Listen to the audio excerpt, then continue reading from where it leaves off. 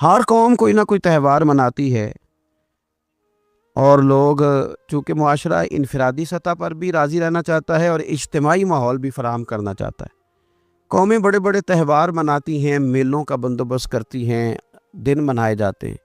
اسلام کے اندر بھی دن منائے جاتے ہیں، اور بڑی قریب ایک دن آنے والا ہے جسے عید الفطر کہا جاتا ہے۔ لیکن اسلام کے تہوار باقی قوموں کو یہ بتاتے ہیں کہ تہوار منائے کس طرح جاتے ہیں۔ تو سب سے پہلے تو یہ یاد رکھیں کہ اسلام کے اندر جب عید آتی ہے تو اس کا کوئی مقصد ہے، اور ہم نے عید کو کس طرح منانا ہے یہ سارا کچھ ہمارا دین ہمیں بتاتا ہے۔ پہلے تو آپ دیکھیں کہ عید مسلمان نے کس طرح منانی ہے۔ سویرے جب اس نے اٹھنا ہے تو اس نے فجر کی نماز کے بعد دوبارہ سے تیاری کرنی ہے، غسل کرنا ہے، صاف لباس پہننا ہے، خوشبو لگانی ہے، اور کرنا یہ ہے کہ نماز کے لیے جانا ہے۔ اس کے عید کا آغاز، اس کے اس خوبصورت تہوار کا آغاز اللہ تبارک و تعالیٰ کی عبادت سے ہو رہا ہے، اور عید منا کب رہا ہے؟ رمضان کے 30 روزے پورے کرنے کے بعد، یا 29 کا چاند دیکھنے کے بعد۔ تو سب سے پہلے ہمیں یہ بتایا جا رہا ہے کہ جب تم عید مناؤ گے تو تم سجدہ شکر کے ساتھ مناؤ گے، اپنے رب کے ساتھ جڑ کے مناؤ گے، اللہ تبارک و تعالیٰ کی عبادت کے ساتھ مناؤ گے۔ تو اس میں کوئی شور و غوغا نہیں، کوئی ریلیاں نہیں، کوئی جلوس نہیں، کوئی پٹاخے نہیں، کوئی گانا باجا نہیں، اللہ کی عبادت کے ساتھ بتایا جائے گا کہ تمہارا جو تہوار ہے وہ تہذیب کا، شائستگی کا، خوبصورتی کا، نظم و نسق کا ایک بہترین ذریعہ۔ تم بڑے راضی جب ہوگے تو پھر بھی تم اپنا ساری جھکاؤ گے رب کی بارگاہ میں، پھر بھی تم یہی کہو گے سبحان ربی العظیم، پھر بھی تم یہی کہو گے سبحان ربی الاعلیٰ، پھر بھی تم اس کی بارگاہ میں جبین نیاز جھکاؤ گے۔ پہلی بات۔ دوسری بات، ہمیں پیغام میں عید یہ ہے کہ یہ جو تمہارے پاس عید کا دن آیا ہے یہ اجتماعیت کا دن ہے۔ آپ جب صف میں کھڑے ہوں گے نماز عید کے لیے تو کیا امیروں کی صفیں علیحدہ ہوں گی؟ غریبوں کی الگ ہوں گی؟ کیا پڑھے لکھوں کی الگ ہوں گی اور ان پڑھ لوگوں کی الگ ہوں گی؟ کیا قبیلوں کی الگ ہوں گی اور دوسرے قبیلے کی الگ ہوں گی؟ ایسا نہیں، ایک ہی صف میں کھڑے ہو گئے محمود و ایاز، نہ کوئی بندہ رہا نہ کوئی بندہ نواز، صاحب و محتاج و غنی ایک ہوئے، اور تیری سرکار میں پہنچے تو سبھی ایک ہوئے۔ اجتماعیت کا اظہار ہے، اجتماعیت کا۔ عید کا پیغام اجتماعیت کا اظہار۔ اور پھر نماز عید ختم ہوئی تو سب نے ایک دوسرے کو گلے لگایا، غریب نے امیر کو، امیر نے غریب کو، پہلے ایک صف میں نماز پڑھی پھر گلے لگایا، چھوٹے نے بڑے کو، بڑے نے چھوٹے کو، سب ایک دوسرے کے ساتھ محبت کا رشتہ قائم رکھنے لگے۔ تو عید نے دوسرا پیغام اجتماعیت کا دیا کہ تم اللہ تبارک و تعالیٰ کی توحید کے نام پر، تم رسول پاک صلی اللہ تعالیٰ علیہ وسلم کی غلامی کے نام پر ایک ہو۔ ایک ہزاروں قومیں وجود میں آئیں دہر میں خشک و تر کے رشتے سے، پر ہم نے بنیاد دوستی رکھی یاد خیر البشر کے رشتے سے۔ اور اقبال کہنے لگے اپنی ملت پر قیاس اقوام مغرب سے نہ کر، خاص ہے ترکیب میں قوم رسول ہاشمی۔ یہ جو نماز پڑھ رہے ہیں اور بعد میں گلے مل رہے ہیں، ان کا ایک ہی تعارف ہے کہ یہ رسول ہاشمی کی قوم ہے۔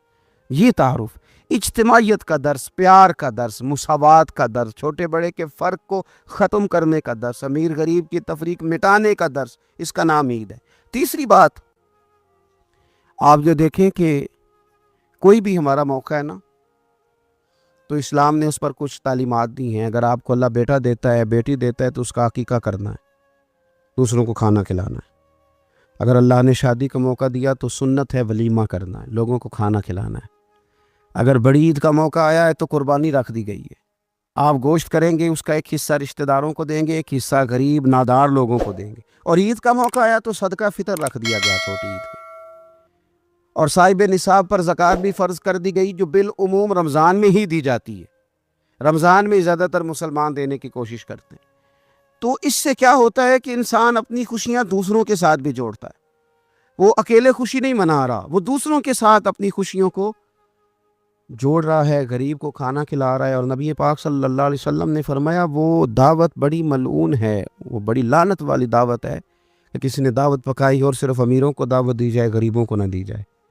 سیاسی افطاریاں کرائی جائیں، اور ولیمے پہ بھی اگر اپنے بیٹے کے بلایا جائے تو امیر لوگوں کو، سیاسی لوگوں کو، بڑے لوگوں کو دعوت دی جائے، دعوت تو خیر والی وہ ہے جس میں چھوٹا بڑا امیر غریب سب شریک ہو. تو عید کے موقع پر بھی یہ ضروری تو نہیں کہ ہم 6 جوڑے ہی بنوائیں، 3 جوڑوں سے بھی گزارا ہو سکتا ہے.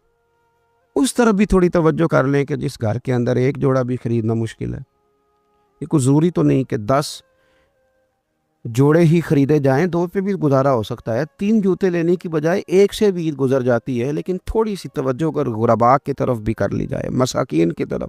یہ کل پرسوں خبر آ رہی ہے کہ ہمارے پنجاب میں ایک ایسا شہر بھی ہے جس میں باپ نے صرف اس لیے اپنے بچے نہر میں پھینک دیے ہیں کہ انہوں نے عید کے لیے کپڑے مانگے تھے. اس قسم کی داستانیں جس قوم کے اندر موجود ہوں تو وہ قوم پھر کسی کا خیال ہی نہ کرے، وہ سارا مال اپنے اوپر ہی خرچ کرنا چاہے، اسے احساس ہی پیدا نہ ہو کہ کسی اور کو بھی ضرورت. تو عید ہمیں موقع دیتی ہے. بزرگوں نے لکھا ہے کہ یہ جو عید پہ کہا گیا نا کہ ایک رستے جاؤ اور دوسرے رستے سے واپس آؤ، تو اس میں بھی شاید ایک حکمت ہمیں یہ بھی نظر آتی ہے کہ کئی دفعہ ایک گلی سے گزرے تو گزرتے وقت خیال آتا ہے کہ یار یہ گھر ایسا ہے، دیکھ کے پتہ چلتا ہے کہ جو غریب ہے مجھے تھوڑا ان کا خیال رکھنا چاہیے. پھر دوسری سائڈ سے واپس آؤ، شاید تمہیں گھر بیٹھے یاد نہ آئے اور مکان دیکھ کے تمہیں سمجھ آ جائے کہ یہاں تو شاید روٹی بھی وقت پہ نہ پکتی ہو، اتنے غریب ہیں. تو اسلام نے ہر چیز میں حکمت رکھی، اور صرف عید کے موقع پہ نہیں، مستقل آپ غرباء کے مساکین کے سرپرست بننے کی، معاون بننے کی کوشش کریں، رسمی طور پر نہیں. پچھلے سال نہ عید گزری تو مجھے ایک دوست نے ایک پنجابی کا شعر بھیجا. اس نے کہا حضرت جی اس کو ذرا ضرور پڑھیں. تو شعر بڑا انوکھا تھا. وہ شعر کیا تھا؟ اور راشن ونڈن والے او لوکو، او راشن ونڈن والے او لوکو، او عیدوں بعد بھی بھوک لگ دیجئے.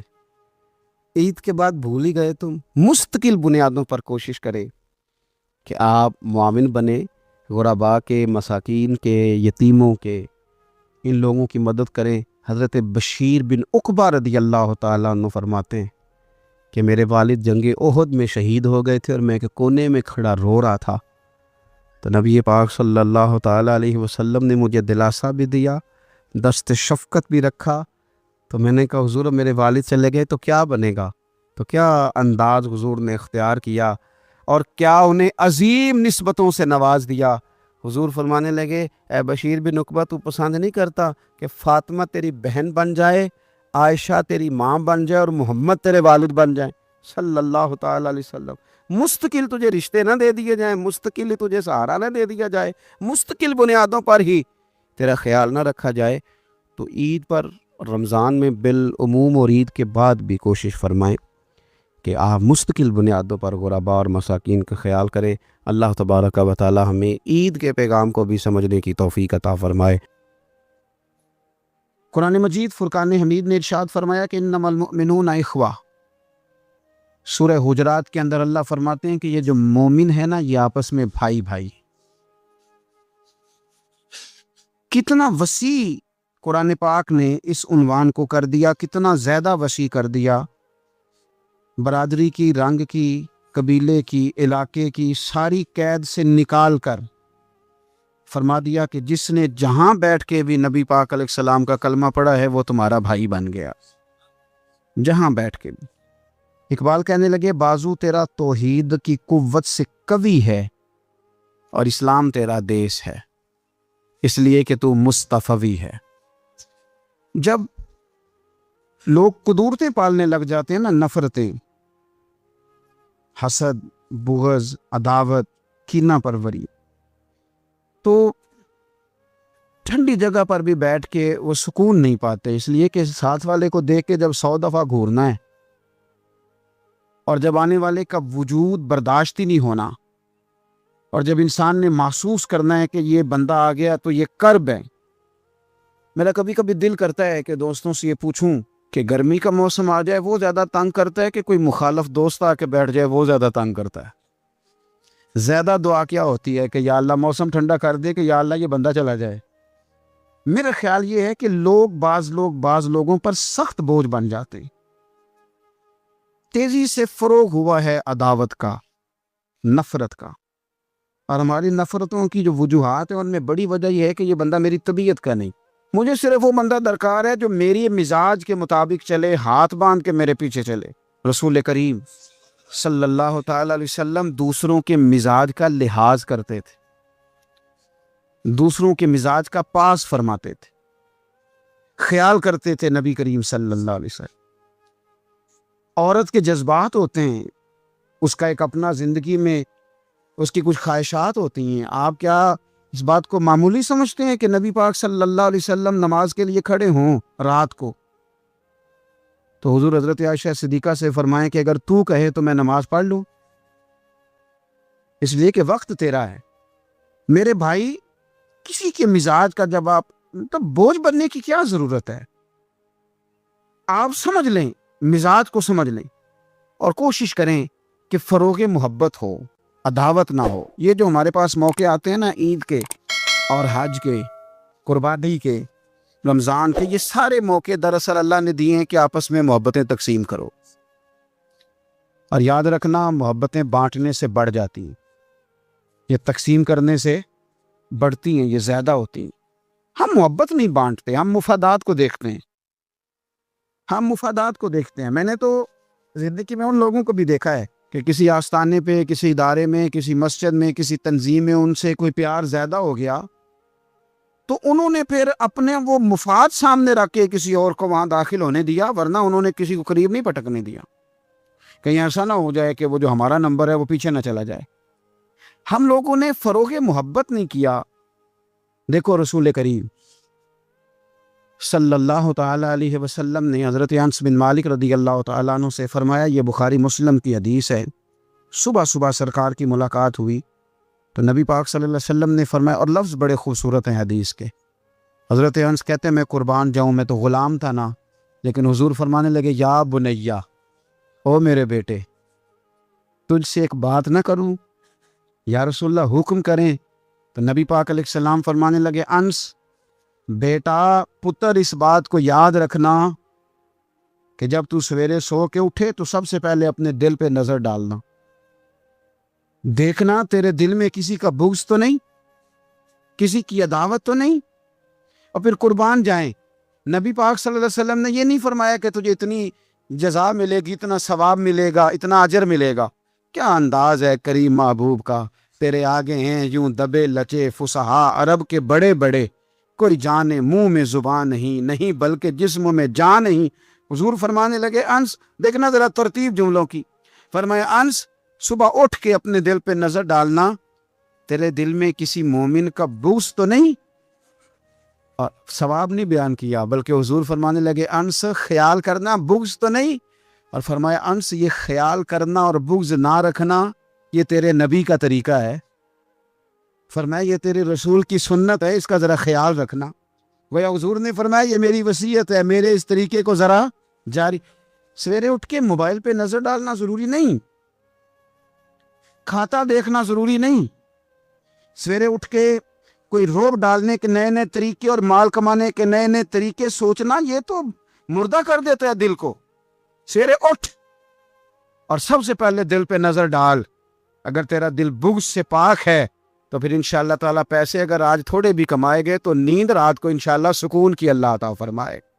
لیکن اگر اندر حسد کا، بغض کا، نفاق کا دھندا چل رہا ہے، دھندا، کیا خوبصورت بات کرتے ہیں اللہ کے بندے۔ حضرت سلطان بہو رحمت اللہ تعالیٰ علیہ فرمانے لگے، اور دل کالے نالو منہ کالا چنگا، جے کوئی رمز پچھانے، دل کالے نالو منہ کالا چنگا، جے کوئی رمز پچھانے۔ چھوڑ، منہ کالا ہو جائے تو کام چل جاتا ہے، لیکن دل کالا ہو جائے تو تباہی اتر جاتا۔ دل نہ تیرا سیاہ کالا ہو، مہربانی کر۔ اتنی لڑائی کسی کے ساتھ نہیں جتنی تکلیفیں ابو جال اور اس کی اولاد نے میرے رسول کو پہنچائی، لیکن میرے رسول کریم صلی اللہ علیہ وسلم سے، اور سون یار سون، چھوڑ تو سسر کی بات، تو چھوڑ ساس کی بات، تو چھوڑ بھائی کی بات، تو چھوڑ پڑوسی کی بات، چھوڑ تو مالک کی بات۔ اکرمہ بن ابو جہل دوڑ گیا تھا، ابو جہل کا بیٹا، وہ اپنے باپ سے زیادہ دشمنی کر دوڑ گیا، اور وہ کہنے لگے لوگ مکے والے کہ اگر اکرمہ ہاتھ لگ گیا تو عمر فاروق اس کے ٹکڑے ٹکڑے کریں گے، علی لٹکا دیں گے اس سے، یہ بڑا کافر ہے، بڑا ظالم ہے۔ اکرمہ کی بیوی آ کے مدینے والے رسول کے قدموں میں بیٹھ گئی، رو کے کہنے لگی، سونیا چھوٹے چھوٹے بچے ہیں، تکلیف اس نے بڑی دی ہے، حضور اس نے اور اس کے باپ نے ستایا بڑا ہے، یا رسول اللہ کو مہربانی ہو جائے. تو نبی پاک نے سر سے پگڑی اتار کے دی، فرمایا جا اسے جا کے نشانی دینا کہ رسول نے تجھے معاف کر دیا. تو کون سے اتنے بڑی عداوتیں لیے بیٹھا ہے؟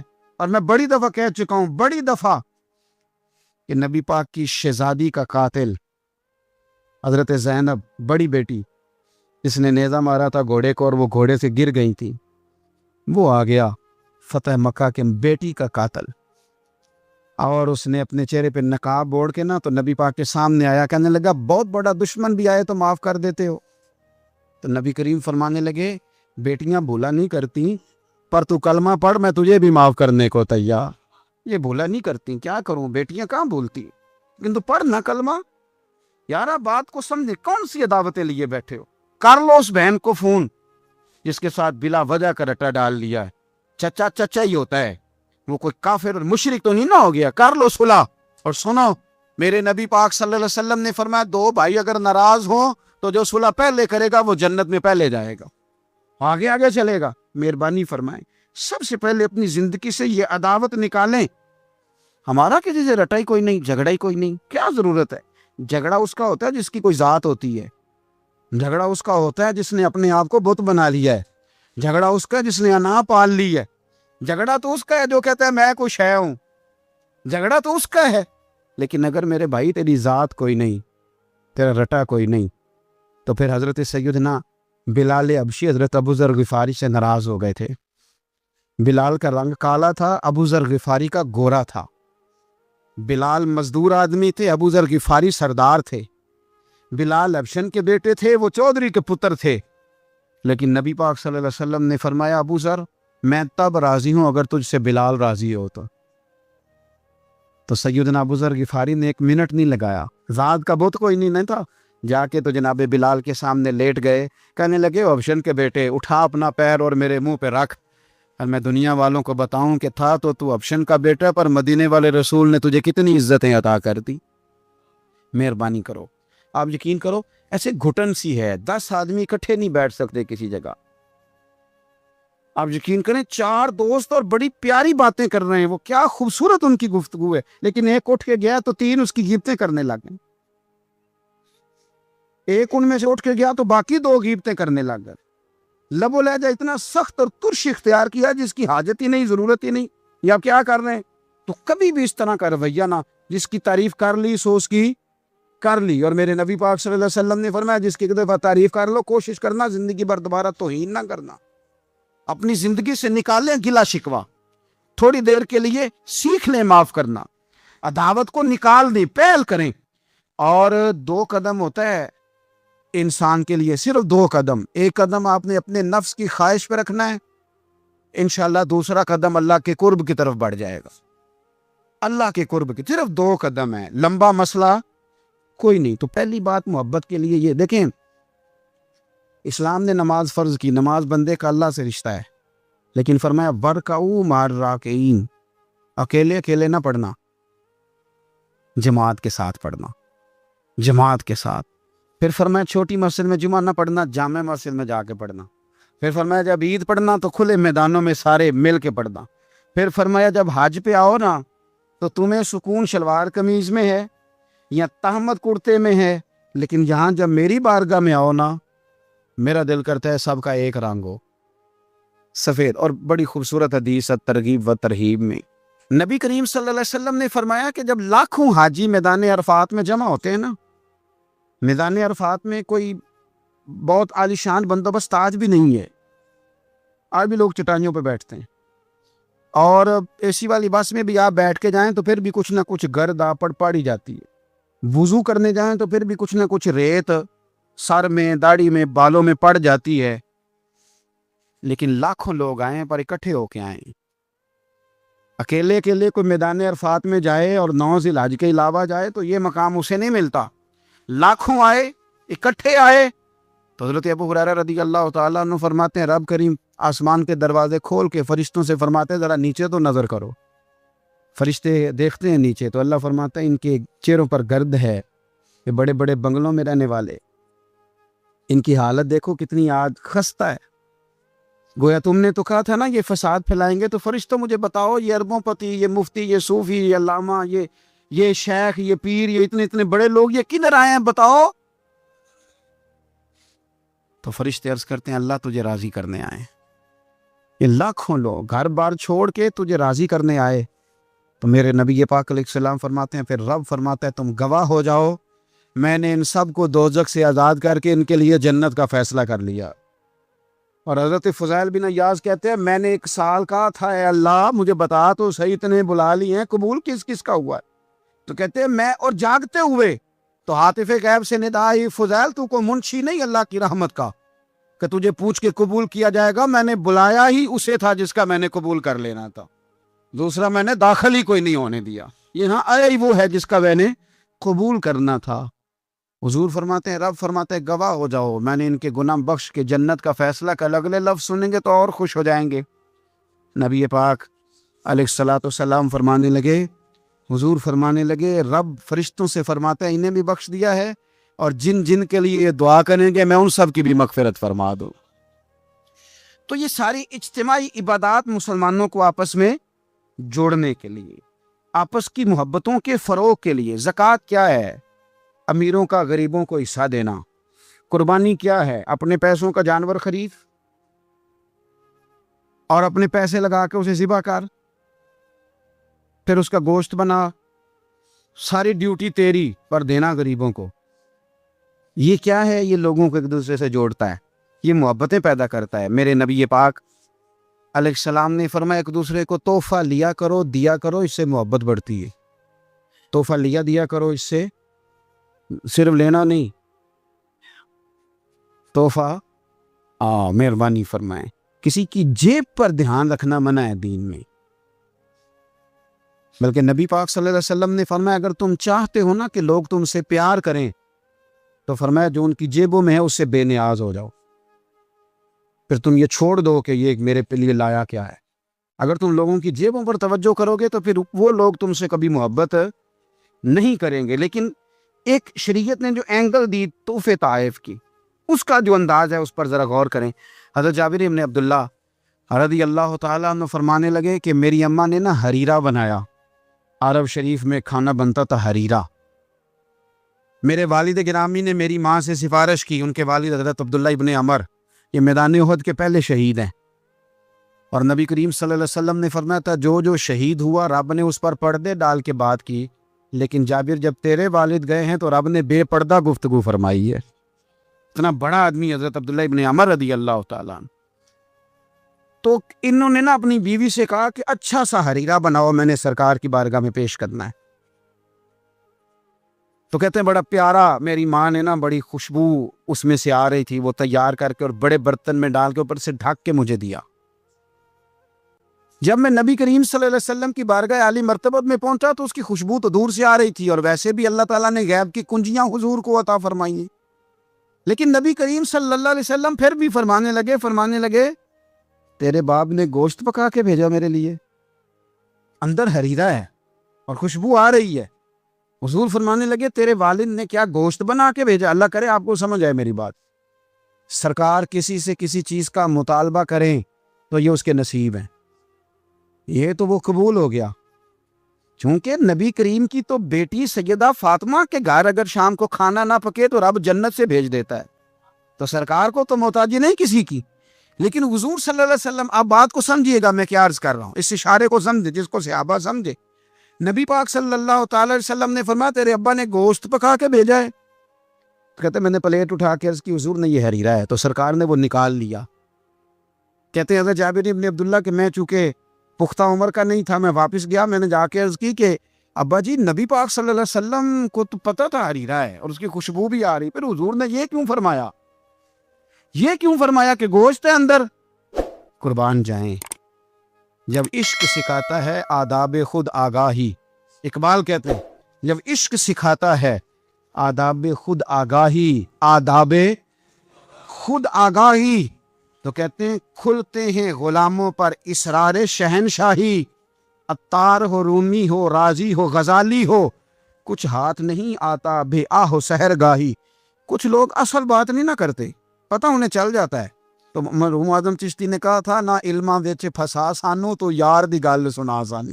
تو چکر میں ڈال رہے ہمیں، نہ علماں وچ پھسا سانو تو یار دی گل سنا سانو. اوتھے علم دا سکہ نہیں چلدا جتھے عشق ہوراں دا ڈیرا ہے.